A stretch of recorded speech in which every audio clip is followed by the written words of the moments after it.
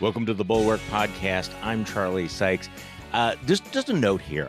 Late Saturday night, we all did a live stream with the Bulwark staff where we talked about our reactions, and you'll be able to hear the last 11 minutes of that. We're going to tack it on to the end of the podcast, and this is the raw history. This is what we were thinking when it was very, very fresh, when we were adapting to the final call of the presidential election. And it came after, I think it's safe to say, a certain amount of celebration. So you get to hear this raw history. So stay tuned for the end of this. And you'll hear not just JVL, but Mona Charen, Amanda Carpenter, Jim Swift, Sonny Bunch, Tim Miller, Bill Kristol, and I reacting, sort of summing up our reaction to this election.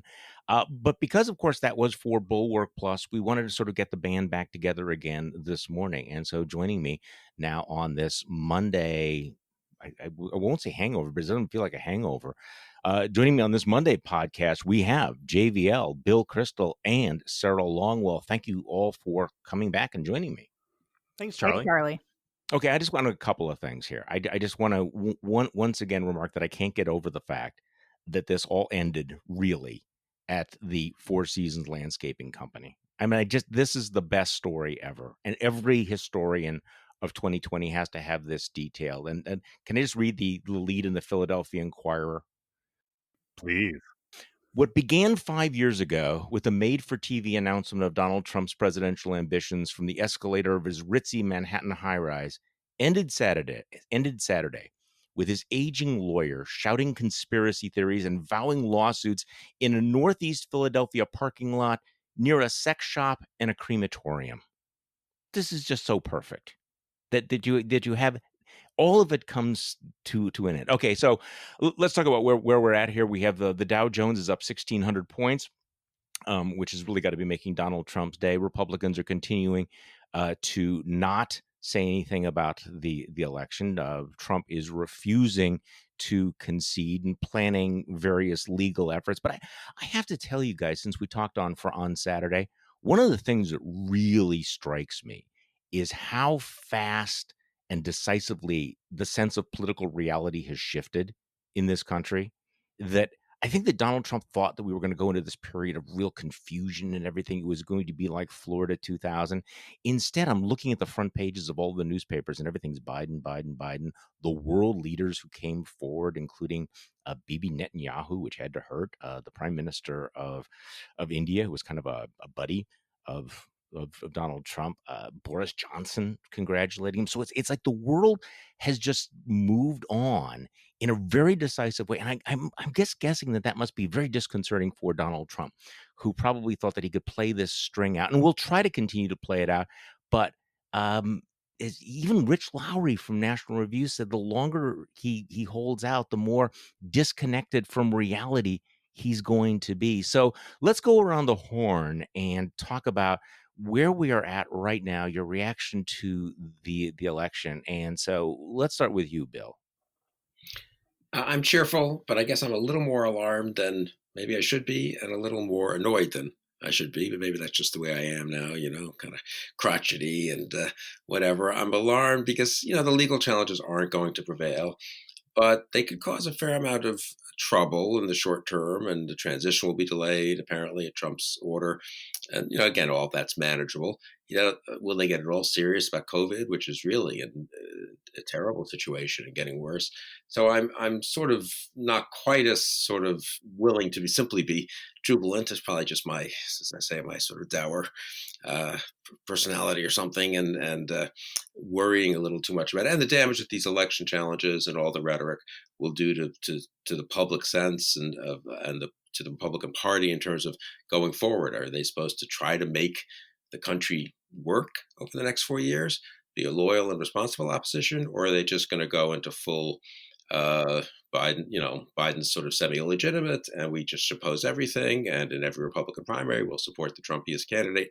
So that part alarms me. And in that respect, that fits into what annoys me, which is the degree of Republican. They're not really mostly going Trumpy, but they're certainly going sort of, gee, I don't want to criticize the president for being totally irresponsible. Adam White has an excellent piece in the Bulwark this morning on this theme, the damage that's done by taking a kind of very narrow legalistic view. Well, Trump's entitled to pursue his legal remedies. It's sort of like it's a bankruptcy, and you sort of understand the guy who's going under is going to launch some frivolous lawsuits. He's president of the United States. The damage that can be done, again, to our civic structure uh, by this kind of indulgence of his irresponsibility is not trivial. And the fact that Republicans, with very few exceptions, really, are unwilling to call him out makes me worried about the future. That we've had Hmm. this endless discussion about, is the Republican Party salvageable or not? How responsible is it going to be? I don't know. I wouldn't say It's not a good start. these first few days don't reassure me on that front. But a lot of that is performative butt kissing, isn't it? I mean, at least we knew that Donald Trump was not going to concede easily. We knew that this might be an election month.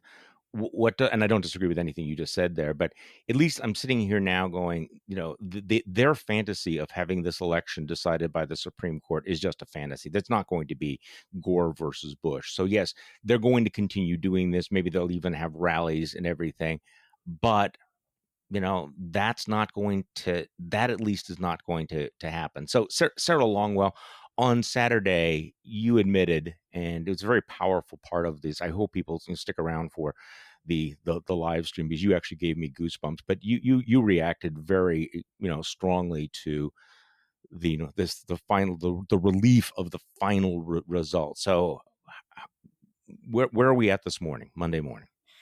Yeah, well, I agree with a lot of what Bill said. I've been pouring through the data that's available, which still isn't great, unfortunately, because the results are trickling in so slowly. But, um, I had really expected more. I mean, Yeah. I think I am so relieved that Joe Biden, pulled this out. But as I was saying on the live stream on Saturday, he did some incredibly impressive things. He flipped Georgia. He flipped Arizona. He built that blue wall back, but all of them by, pretty narrow margins. Some of them were talking about 10,000 votes. Pennsylvania, which looks to be one of the bigger ones, is by about 45,000 votes, although we're still waiting for some Philadelphia numbers to come in. The Michigan win was bigger with, about 125,000. But, those are still not blowout numbers. They're kind of the reverse of what Trump got last time, which means that, his hold on the Republican Party is pretty deep. And I'm concerned about that. I also am just reflecting on, sometimes I think we all got a little swept up towards the end there, feeling like there was going to be this total collapse of Trump because of coronavirus and because of the racial crisis and how bad things had gone over the summer. That the idea that his supporters might be, just a little less enthusiastic going into the election. But and I really, from doing all the focus groups, I had always sort of focused on these college educated suburban voters, especially women. And while they did break pretty decisively against Trump, the non college women who I always sort of thought would come along and who the polling was showing was eroding, a lot of those stuck it out. And so, and ended up, I think somebody actually asked this question on the live stream, and I disputed it in real time, but I went back and looked. It is looking like Donald Trump may have won White again. white women. White women. And so anyway, I just all of this to say that there is a lot more to do here than I think we might have thought. But it took absolutely every piece of work that every group Yes. did, both on turnout and persuasion, because it was narrow. JVL. Yeah, I'm in a much darker place than I was on Saturday. Oh, because that you were uncharacteristically sunny. Yeah, no, it felt very JBL in a strange. darker place. I can't believe it. Wow. We have a picture of you smiling. I know. We're gonna have to disappear that. Okay. So I have spent some time looking around at institutional Republican world and the extent to which even people like Tim Scott refusing to say anything and dog whistling about legal votes and gotta take these allegations very, very seriously. And what is happening right now is that Donald Trump has very cleverly created another loyalty test Yes. for the Republican Party. And because the Republican Party is passing this loyalty test, he is binding the Republican voters more tightly to himself and creating more power for this is in the same way that the reason people got so passionate about Trump is because they knew they were wrong to do it. And having been in the wrong post-election, they're going to keep doubling down on this as well. And I have said this before, but I truly do believe it, that the article of faith is going to be Donald Trump won the election. Donald Trump won all of the legal votes cast, and it was only the handful of illegal votes that pushed Joe Biden over the top, and that this is going to be the price of admission for anybody who wants to play at the highest levels of Republican politics or within the mainstream parts of conservatism Inc. You just aren't going to be allowed to say, yeah, like Joe Biden got 7 million more votes than Donald Trump and beat him pretty decisively in a handful of swing states. Like that will be apostasy. Apostasy. I don't even know how you pronounce it. I always pronounce it apostasy, but Apostasy. I don't know. Okay, I don't. I'll let you guys. So that has me very concerned, and then I'm also concerned just in the logistics of the next 74 days. So the Washington Post today has a story about how the administrator of the GSA has refused to sign on to create the transition. And this is one of those things which has always been done as a matter of course, because, as I keep saying, our entire government is run on the honor system. And once somebody realizes, hold on a minute, I don't care about the honor system. Why should anybody in the federal government sign such a document, right? I mean, and this is going to happen in a cascade across all the levels. And I don't want to sound like a crazy person with his hair on fire, but I feel like we are actually still in the midst of a government crisis and heading towards the possibility, still an outside possibility, of an actual constitutional crisis here. And I will not feel better about it until we have an actual handover of the government. Wow, I find myself being the sunniest person here. I don't disagree with the concerns that you're raising here. And by the way, this was a question that I had all weekend. Well, who has to sign the document that triggers the actual formal transition? I mean, it's one thing to have Donald Trump hiding out in the bunker in the White House, but it turns out that it is the administrator of the GSA who has to sign that paper. It's never been controversial before. Nobody knew it because it was automatic. It was I was reading somebody was involved in a transition who said that they got a call that went to voicemail at 1 a.m. after the election day or whatever, because of course this always took place. This is also an administrator of the GSA who has looked the other way for a variety of Trumpian things, including the Trump Hotel. So that's not a good omen. Also, there's real damage that can be done by delaying all of this. The only time we've had a really substantial delay in the past was the 2000 election, which went right up to the Electoral College. So these are all concerns, and it is the damage being done to the legitimacy of our democracy is very real. But let me just turn things a little bit, a little bit.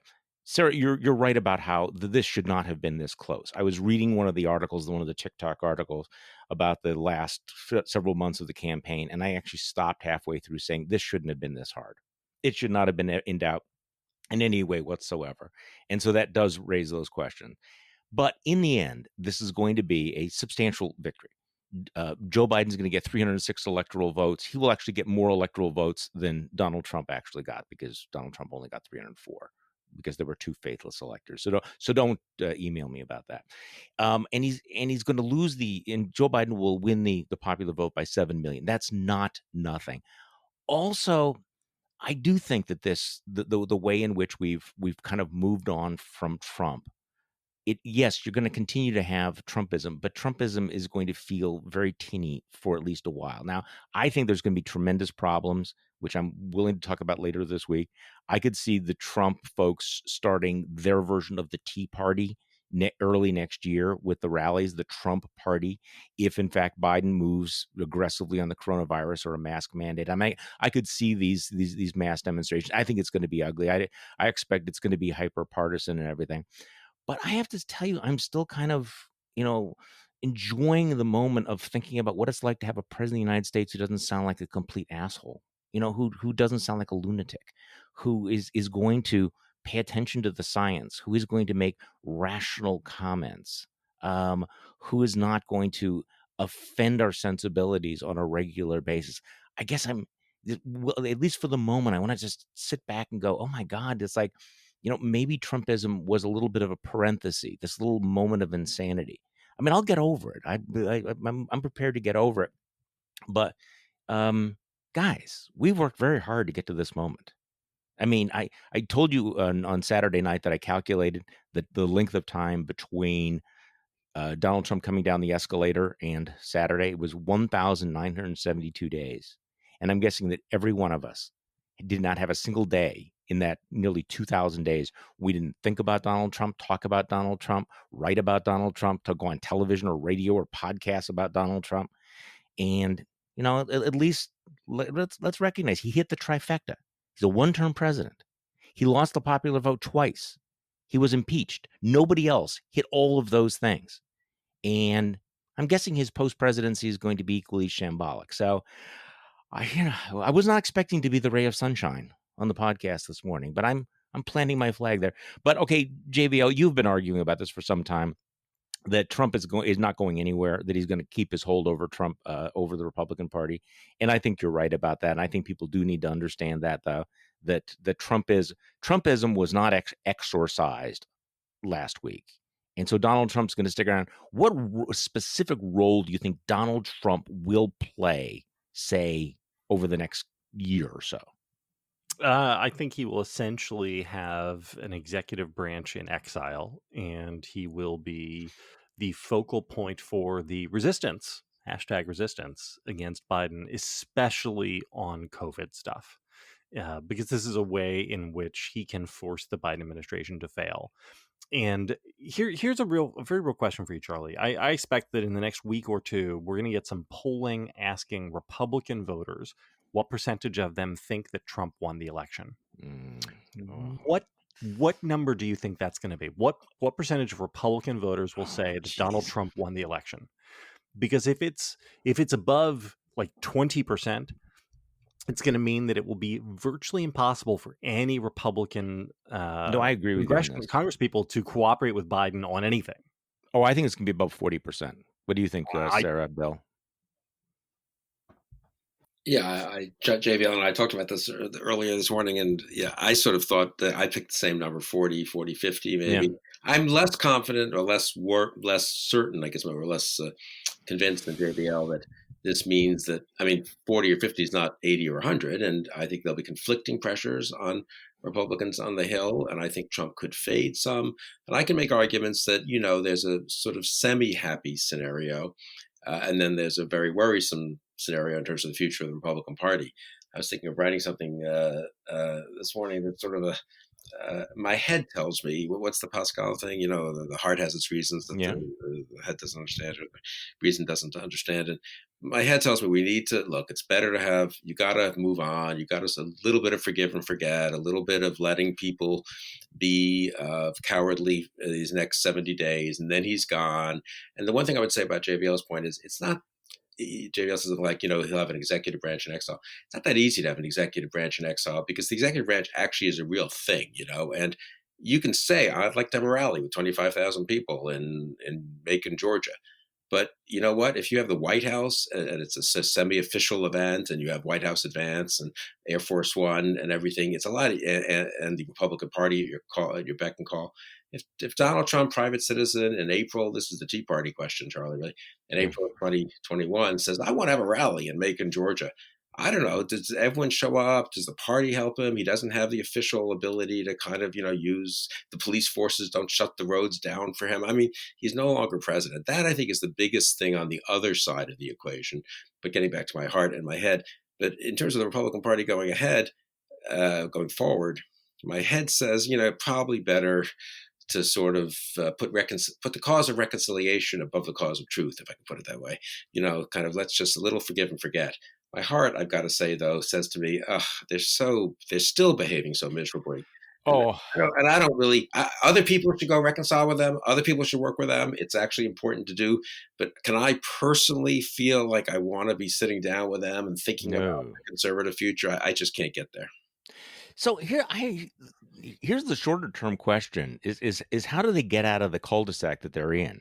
Because right now, they're all afraid to acknowledge that the election's over. The election is over. There's no doubt whatsoever. Donald Trump himself will never actually concede that he lost, but he might, basically bow to reality. I guess he's kind of trapped himself, hasn't he? And the rest of the Republicans. I mean, if you're Kevin McCarthy, at some point you have to acknowledge that Joe Biden is the president of the United States, right? Why? You have, right? Why? Why does he have to? I actually Well, don't. because January 20th is going to come around. So at what point are they going to do it? You're I mean, in the have minority they in the House. I mean, have they you could just keep saying like he stole the election. I mean, we're not going to work with him. Kevin Sarah, McCarthy's in do the you safe see? district. I mean, No, I sort of this is a problem, yeah.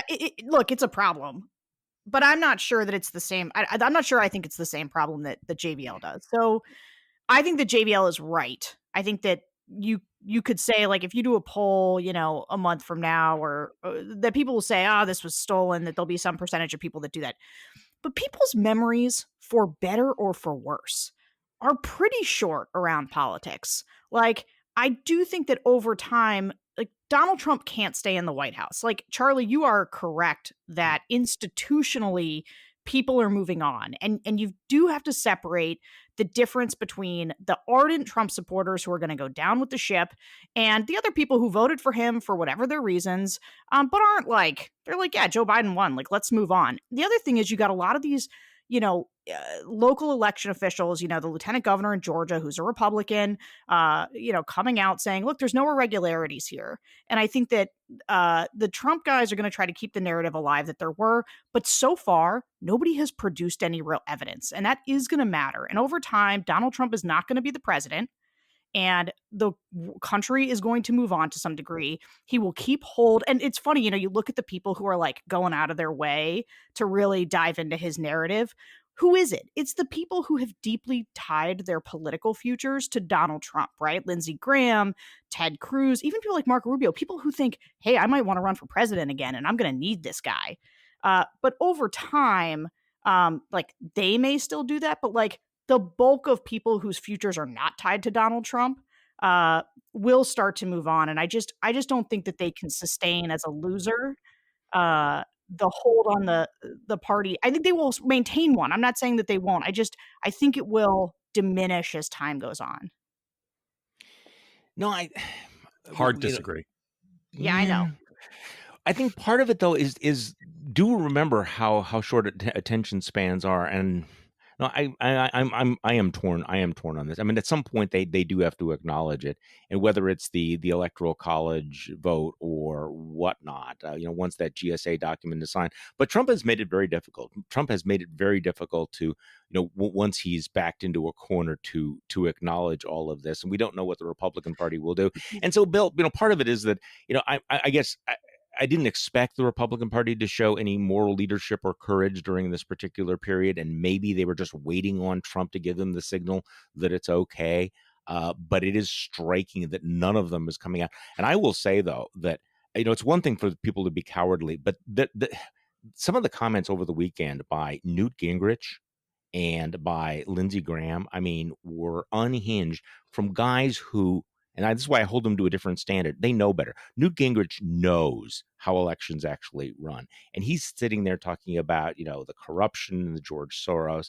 So the level of his mendacity and his dishonesty is pretty off the charts, even by the standards of this era.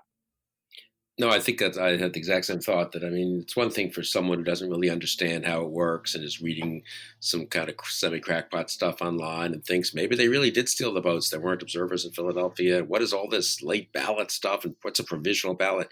Newt Gingrich knows extremely well how American elections work, and he is just lying. And he is purposely lying, and he is stirring up discontent with our system and with the incoming president.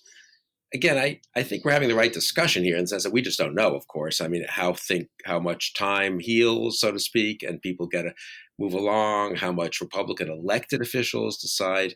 I mean, there are a lot of concrete choices. This won't be resolved in a theoretical debate. It'll be resolved when, well, let's take COVID. Trump can be against Biden, but the truth is that Biden says, I want a lot of money here for PPE and for testing and for economic stimulus to tide us over until the vaccine really works.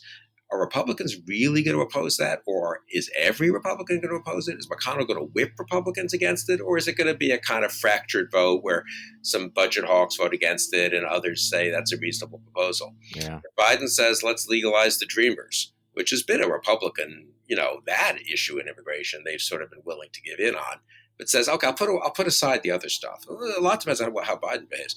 I'll put aside the other stuff that's controversial. Let's just legalize the Dreamers. Does every Republican oppose that? I really don't know the answer, but I think those are the kinds of, there'll be a lot of moments from January 20th on, from now on, though, where we'll see. I think the initial, my initial take on sort of their behavior has been mildly negative so far. But, again, we're less than a week from the election. I think Georgia will be interesting. Do Loeffler and Perdue run as all-in Trumpy Republicans? Or do they have a little bit, especially Perdue, of a kind of, look, I voted for Trump. I think there may have been problems. But here in Georgia, the Republican governor and lieutenant governor say it's sort of okay. And so let's talk about the future. You need to be there to check Joe Biden. That's really important to me. I mean, do they run as implicitly or explicitly accepting a Biden presidency in the 2 months now until the Georgia runoff? Or are they still litigating Donald Trump's ridiculous claims? That will be an interesting little tip-off, I think. Well, also the whole issue with the vaccine, by the way, this is the big story this morning, that we have perhaps a breakthrough with the vaccine. Whether or not that becomes tribalized, probably. Interesting, the debate that already broke out was, well, should Donald Trump get credit for this because of Operation Warp Speed? As a lot of people have pointed out, they weren't technically part of Operation Warp Speed. That they didn't actually. Which is the company? I'm sorry, I don't have it in front of me. Pfizer. Pfizer didn't take any money from the government, which is interesting. But one of the tells how this is playing in Trump world is Don Jr. is very, very, very unhappy that this news is breaking after the election. He thinks this was part of a conspiracy of some kind. And that, like, if you're Donald Trump, you're sitting in the White House and you're going, Wall Street is up, Dow is up by 1,600 points, and now they have a vaccine. I'm expecting that he's going to lash out in some way. I think we haven't plumbed the depths of the ugly in terms of what he's going to do. Ultimately, I don't think it's going to make a difference. But yeah, in terms of the forgiving and forgetting, I don't think we've gone through the full cycle, because we know Donald Trump, we know who he is. I mean, I'm all forgiving anybody who apologizes for their roles in this stuff, but that's just never going to happen, right? No, nobody's going to step up and say, boy, you know what? I stuck by that guy because I was hoping for the best, but it turns out he was a really bad leader. That's not going to happen. There's not anybody in Republican world who's going to do that. And, if I could push back against Bill and Sarah here a little bit, the idea that you can't, that people have short memories, and I just don't buy that, because he's not going away, right? It's a short memory if somebody disappears and recedes into the rearview mirror, but he's got his 94 million Twitter followers, and he has an entire news ecosystem from YouTube to Fox to OAN, which is going to continue to plump him and basically take, Fox daytime has inched away from him, but Fox primetime has not. It'll be very interesting to watch what the Fox primetime lineup does this week. And the ability of these people to live in a totally alternate reality has been really shown by COVID. Mm-hmm. You got 40% of the Republican Party who has basically acted like COVID doesn't exist and it's a hoax. If you just look at the polling numbers on mask usage, right? And like 40% of Republican respondents are like, no, I don't use no mask. Like it's just a different world. And I just don't see any reason to believe that he's not going to be able to take some very large percentage of that party, and which will probably amount to somewhere like 25 or 30 million people, 25 or 35 million voters into an alternate reality with him. And that could be really dangerous, especially on the COVID stuff, where you have to, so much of public health is getting the citizenry to buy into behavioral changes, because you cannot police mask usage. that's just not practical, right? 330 million people. You cannot have cops running around saying, you put your mask on, you put your mask on. This has to be a thing that everybody just agrees that, hey, we all have to do this. And, like, he's already politicized this. He's going to continue to politicize it. He can literally be responsible for the deaths of more Americans, even once he's out of office. It's funny you say that, because I was listening to a doctor on one of the cable channels last night, and he was talking about what needed to happen to prevent the death of hundreds of thousands of more Americans. And he was saying, well, we have to, get together. We have to, use masks and a variety of things. And as I'm walking along listening to this, I'm going, and that will never happen. That is not ever going to happen. There is no chance that those things will take place between now and January 20th. So that is the danger. I'm sorry, Sarah, you wanted to jump in? Well, only to say this, that look, stipulated that Donald Trump can continue to be very dangerous, and that he will have every incentive to flex whatever power he can through the media to continue to try to have his hold on the party. But I think my thinking is, and I guess I'm perhaps being overly optimistic, but like, reality is a thing. Like, reality does matter. And what Biden does, and this, I just agree with Bill on this, that, if what Biden focuses on in the first, 6 to 12 months of his administration is, getting and distributing a vaccine, people's lives appreciably improve. And, we go back to work, we all get out of our basements. And like, why isn't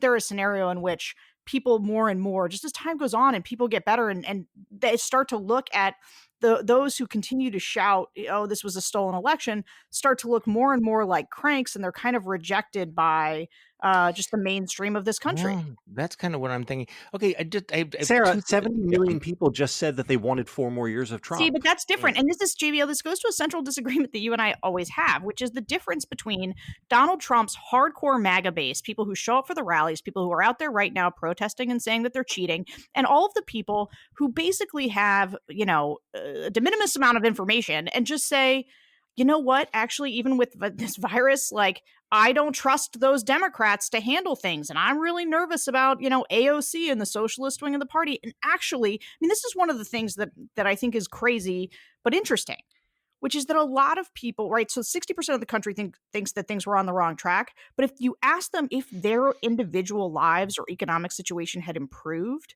a majority of people did say that it had. And I think that there was a lot to be said for that first stimulus check, which came with his name on it. There are a lot of reasons why people might have voted for him, but that doesn't mean that they are going to stick with him as he begins to look more and more pathetic and off the reservation as the rest of the world moves forward. JVO.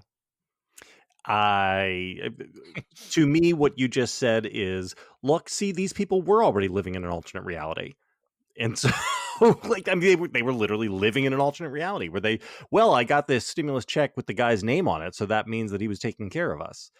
It just seems there's so low information. He will not have those levers of government. He will not have those. He won't have the same bully pulpit. You'll have to live in his media ecosystem for him to continue to be, well, they will, and that is possible. I mean, the media ecosystem that exists now is dramatically bigger and more toxic than it was 4 years ago. Facebook isn't going away. YouTube isn't going away. Right, and was you ran through some of them, JVL. People are still focused on Fox News. It's we're past Fox News. This is not Breitbart Fox News world anymore. This is OAN. This is Newsmax. This is YouTube. This is Facebook and all of those folks. Okay, I'm going to shift just a little bit, because another thing that struck me yesterday was somebody ran a little montage of past concession speeches, starting with Jimmy Carter and going through George H.W. Bush and John McCain. And really, they were remarkably gracious, and they were remarkably eloquent, and they were important. Even Hillary Clinton's comments. It strikes me as looking at right now at conservative media. It's only been 4 years or so, but the entire culture has changed so much that it seems like we've redefined gracious concession as some sort of a political sin. That you have to fight till the bitter, bitter end. And that whole culture seems to have been rejected. So that when you see a comment by Mitt Romney or George W. Bush, it feels very anachronistic for the modern Republican Party. So if we ever wondered how much would Trumpism change and damage the culture of American politics, this is pretty much an example of it. That there's not a huge upwelling of Republicans who are saying, you know what? We lost this election. This is what the Constitution is about. Democratic transfer of power. We need to recognize, that value. You're not seeing much of that at all.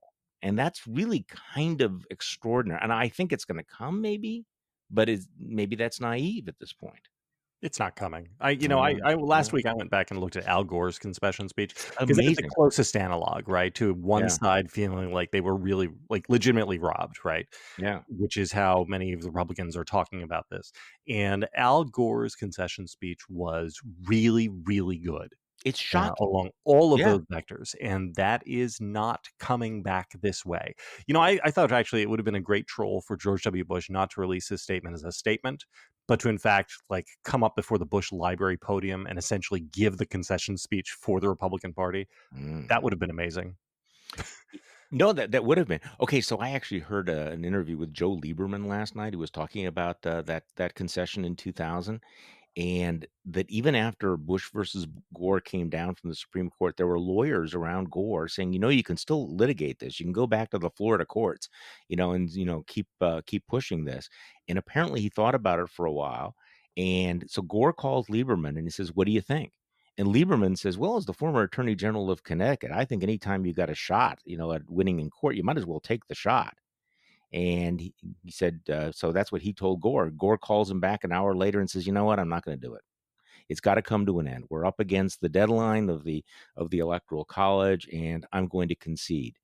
It's like, wow, okay. An interesting moment of statesmanship from a guy that we were never fans of him, but we're in a kind of a post-statesmanship moment. But again, this is the contrast. I don't disagree with what you're saying here, but I really was struck over the last 48 hours by just the contrast of Joe Biden and Donald Trump.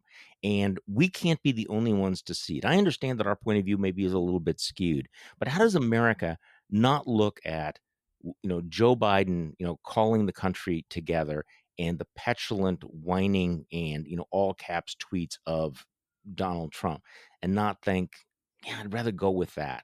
I do think that's going to do damage to Trump's standing. Obviously, I think there's only a slight difference between JVL and Sarah on this, because JVL, you're talking about the hardcore Trumpists who will never let go. So the question is there a some part of that 71 million that is sort of has these vestigial memories of what it was like to live in an America where we weren't completely insane?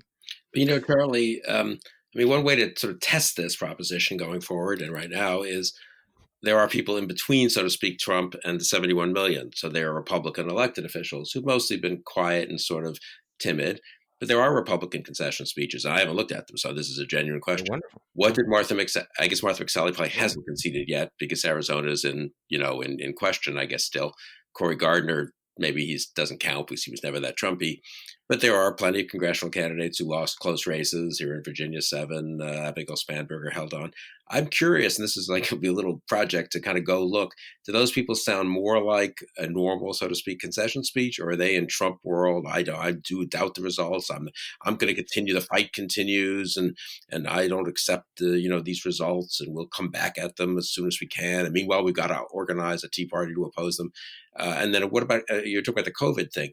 What does Ron DeSantis? Does Ron DeSantis cooperate with the Biden administration in public health measures and in the distribution of the vaccine? It's not like the federal government can personally distribute this vaccine, and other measures in Florida. Does Abbott in Texas? Does Kristi Noem in South Dakota? So there'll be a lot of in-between steps, and the truth will probably be somewhere in between, in terms of cooperation versus total alternate reality, trying to sort of not let Biden succeed. I do think COVID, though, I slightly disagree with JVL on this, is the strongest issue for Biden. That is the one that's hardest for Republicans to say, we're fighting some bitter last-ditch fight when people are dying. I mean, I think they can fight on other issues, but that one, if Biden focuses on that, which he seems to be doing, that's what he's doing today, for the first few months of his administration, if he puts off some things he promised he would do on day one, climate change and maybe some other more liberal things, more divisive things, and says, you know what, this is such an emergency, but such an opportunity with the vaccine.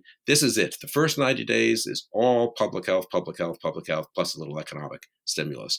He could get off to a start that almost forces or induces Republicans, some Republicans, more Republicans than one might otherwise think, to cooperate with him. Yeah, and can I just say one other thing that's going to happen even before Biden takes office, right? So, yeah, Trump is still, he's still exploiting this gray area a little bit, right? Where results are still trickling in. It's clear it's close in a bunch of places. But here's what's going to happen over the next couple weeks. Like, I'm all for, yeah, okay, go to court. Fine. Count every legal vote. Great. Well, you know what those, like, Trump is saying legal vote. His dog whistle is to try to suggest that the mail-in votes are illegal, but they're not. And they're being counted. And so here's what's going to happen. He's going to lose in court a bunch of times. He's already lost every single challenge that they've raised. They're going to lose the rest of them because none of them are real and good. He's going to lose the recounts. The recounts are going to come back. We all know that recounts don't change very much, maybe a couple hundred. Well, the margins are far outside of that. It's not as close as Florida. It's not that kind of nail biter. It's close, but not that close.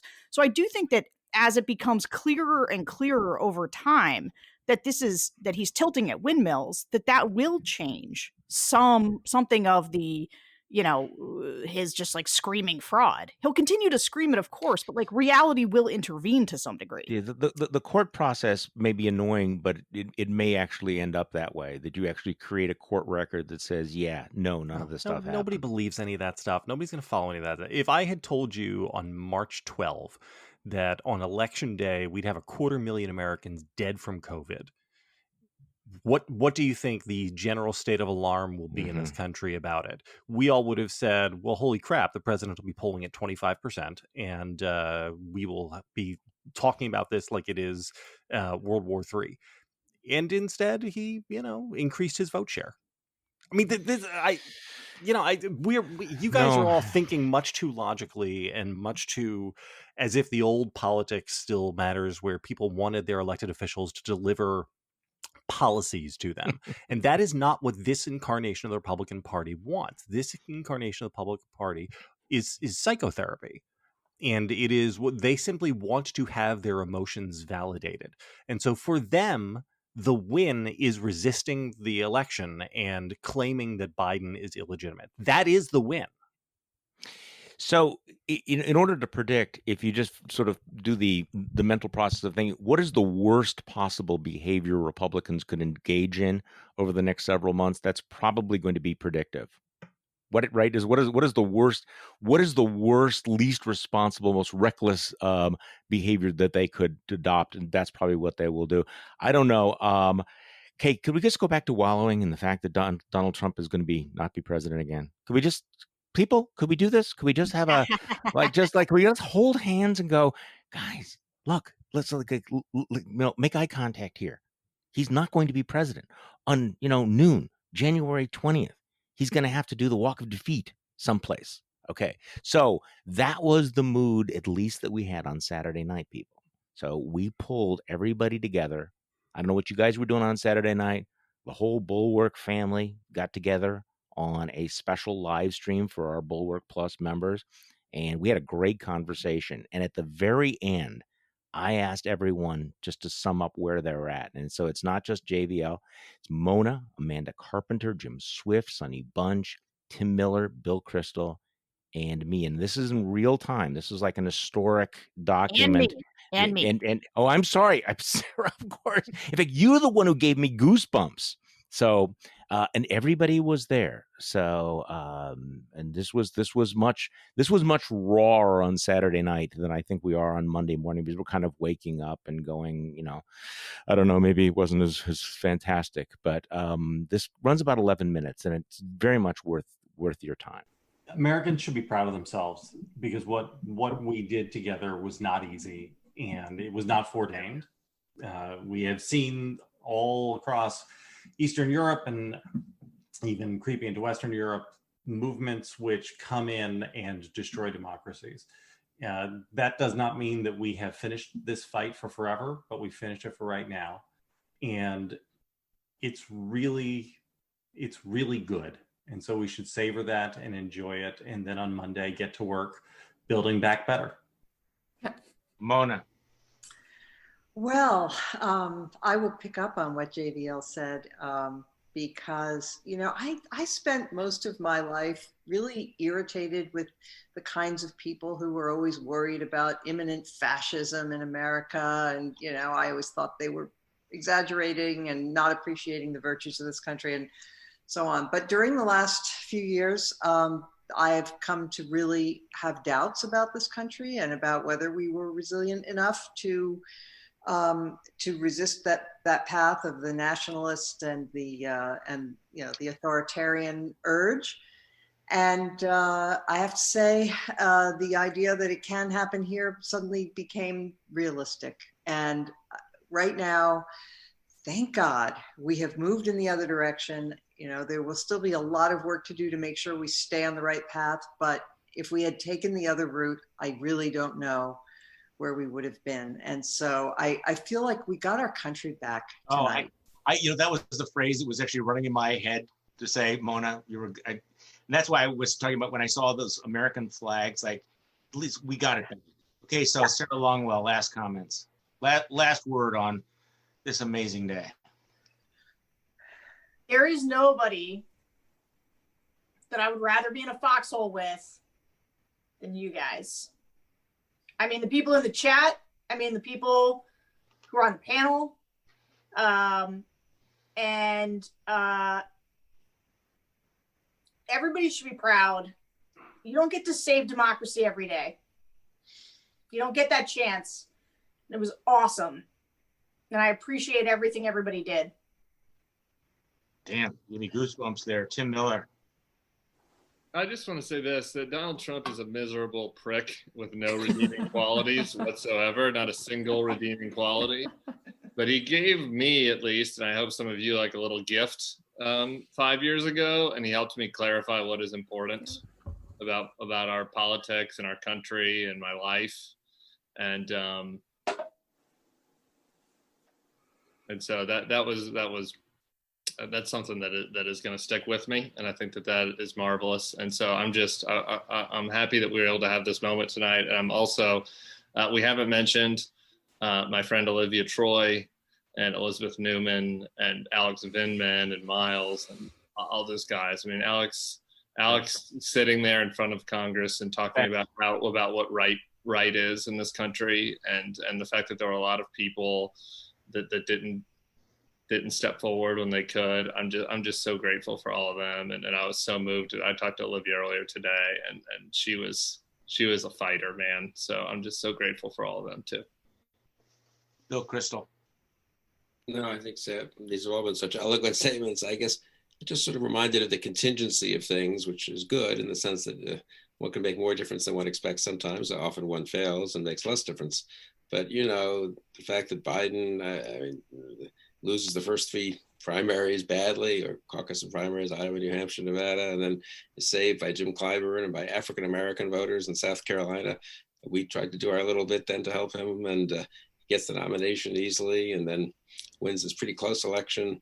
But just our own efforts, I was thinking about this. I think we were fighting the good fight, and I've enjoyed fantastically fighting it with you guys and with everyone else, many people watching, and many other friends, allies, and new allies, old allies. It's been really a wonderful experience, I will say personally. But it's not like it was all one success after another, right?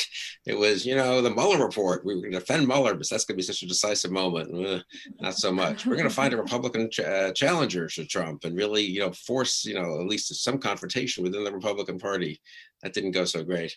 So, and then luckily we got Joe Biden as the nominee, which we played a tiny role in, and he ran a very good campaign, and we were able to help him, I think, in some maybe decisive way on the margin. So, you know, you just never know with history, right? It's so strange. I mean, things go one way or the other. But I also do want to say the point about Alex Vindman and others. I mean, a lot of people really rose to the occasion.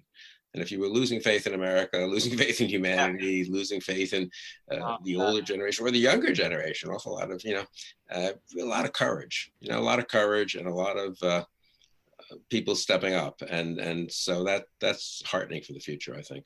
Yeah, you know, Bill. I have one last final thought that I didn't get to say. I love Bill Kristol. I fucking love Bill Right. Kristol, and so thank you for doing this. I very appreciate that. And since with Tim Miller, you know, if he doesn't love you, he'll just call you the most miserable prick who ever lived, or something like that. So that's, Hey, you know if you want to be on the good side of Tim Miller, that's what I take away from this. So, Bill, I mean, you point out we don't always get what we want. We've been through so many disappointments, so many, and yet here we are tonight, and that's why we need to, you know, we get our country back. So, Jim Swift, got some final thoughts? Yeah, I think the seeds of what we saw come to fruition tonight have been there for years. And one of the things that I have thought about constantly since I met Sarah Longwell and since we relaunched the Bulwark and she and Tim created and Bill RVAD and RRL and all these other great groups was I got pulled aside last Thanksgiving by a family member who knew that I was a never Trumper and, you know, knew that I had, you know, been a Weekly Standard guy and was just, you know, full bore never Trumper. And he goes, I can't tell anyone this, but there's no way I can do this again. There's no way I'm voting for this guy. And Bill mentioned rising to the occasion. I think everyone here on this call rose to the occasion. I know it's kind of, you know, self-congratulation, but it took a lot of hard work from people at the Bulwark, at RVAD, at RRL, and other things to create this kind of sense of agency and acceptance for people to make this decision to put down tribalism and put their country over their party. And it was not hard. It was not easy. It was actually quite hard, especially in the early days. And that hard work all really paid off. And I can't tell you how many people I grew up with, like people who lived down the street from me, who I knew were liberals, but it was my buddy's mom are reaching out saying like, oh, I just discovered you work for the Bulwark. I love the Bulwark. And oh my gosh, RVAD is great. You know, these videos are great. And so it was a lot of hard work, and I'm just extremely proud of what we all accomplished. Amanda Carpenter.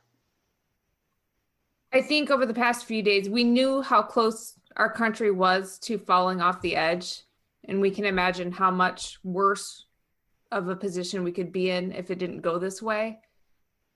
And I never want to be that scared for the country again. I don't think anybody does. And the only reason it didn't go the wrong way is because so many people were willing to take risks, to watch the Weekly Standard get blown up and start a new thing, to walk away from their jobs, walk away from their former networks and say, is there something new out there? And to meet with new people. I've made so many new friends, people I never thought I would be in the same room with. And not because I was willing to go there, but also because they were willing to meet with me. And so it was a two-way street. And I know we have a lot of liberal readers who are willing to hear us. And so that is really something special, something that needs to be preserved and is part of the new decency and respect, I hope, that is ushering into this new era. So let's keep that. Sonny Bunch. I can't believe I have to be the optimistic one here, but my big takeaway from the last 4 years is that the system worked. The courts kept the most of Trump's bullshit at bay. The Democrats nominated a center-left candidate that was able to attract enough center-right support to defeat the bad person. My big takeaway from the Trump era is, at the end of the day, a would-be autocrat was not able to do the things he wanted to do. And that's great. So 3 cheers to America. Yeah. Can I say something about Charlie, since Charlie is the one who's asking others to speak? And I think we all feel that he is a daily dose of good sense, sanity, brilliance, charm, and cannot live without the daily Bulwark podcast. And so thank you, Charlie, for our daily therapy. Oh, it really is. It's kept us sane throughout this whole time. Thank you. Thank you for the kind words. Where do I go for the therapy, though? That's the problem. Anyway, thank you all for joining us for the Bulwark live stream. It's been an extraordinary day, and I can't emphasize enough how grateful we are for all of you who supported us, because what we're doing right now is this is how we got to this moment. People like you supporting us. Many of you were never going to be on the same team as us until the last several years.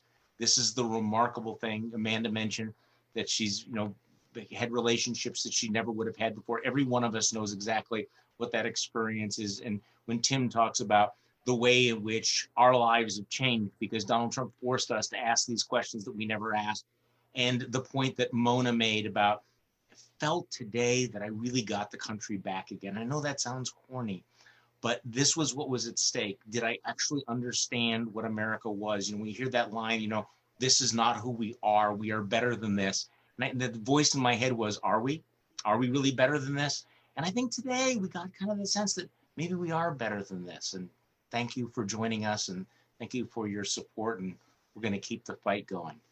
Thank you. And congratulations. Thank you all.